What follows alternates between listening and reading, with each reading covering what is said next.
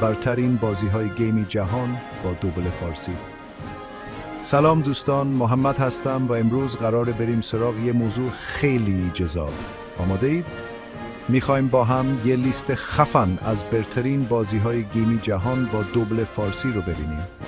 پس اگه دنبال یه بازی جذاب با حس و حال ایرانی میگردی، حتما تا آخر ویدیو با من همراه باش.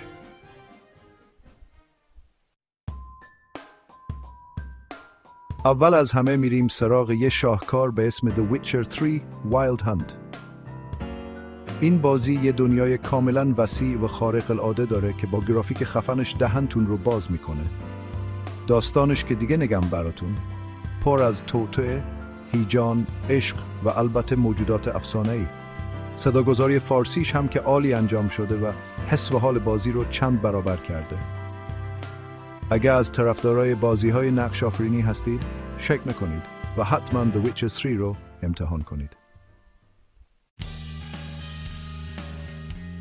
بریم سراغ یه بازی دیگه که به جرئت میتونم بگم یکی از بهترین‌های تاریخ، Red Dead Redemption 2.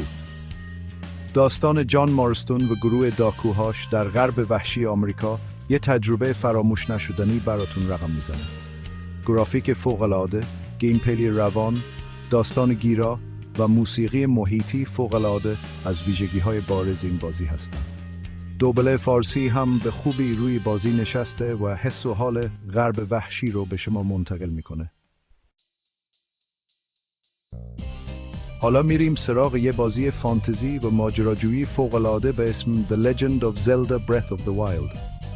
دنیای بزرگ و زیبای بازی پر از معما، دشمن‌های جذاب و مراحل هیجان انگیزه. گرافیک هنری و کارتونی بازی هم واقعاً دلنشینه و تجربه متفاوتی رو براتون رقم میزنه. این بازی با اینکه دوبله فارسی نداره، ولی به خاطر گیمپلی روان و داستان جذابش ارزش بازی کردن رو داره. خب رسیدیم به یه غول دیگه به اسم Grand Theft Auto 5. این بازی که نیاز به معرفی نداره و همه باهاش آشنا هستند.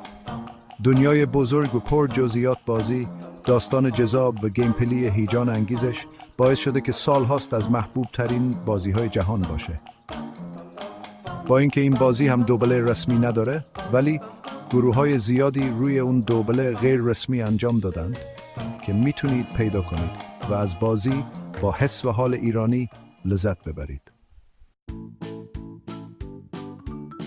و در نهایت میرسیم به یه بازی خلاقانه و بی انتها به اسم ماینکرافت. در این بازی شما محدودیتی ندارید و هر کاری که دلتون بخواد میتونید انجام بدید. از ساخت و ساز ساختمان‌های خارق العاده گرفته تا مبارزه با موجودات ترسناک. ماینکرافت با گرافیک پیکسلی خاص خودش یه تجربه منحصر به فرد رو ارائه میده که میشه ساعتها بدون اینکه حوصلتون بره باهاش سرگرم بشید. این بازی هم نسخه‌های دوبله شده داره که میتونید پیدا کنید و ازش لذت ببرید. خب دوستان، به آخر این ویدیو رسیدیم. امیدوارم از این لیست لذت برده باشید و یه بازی خوب برای خودتون پیدا کرده باشید. اگه بازی دیگه ای رو میشناسید که جاش تو این لیست خالیه، حتما تو کامنت ها به من بگید. تا ویدیوی بعدی، خدا حافظ.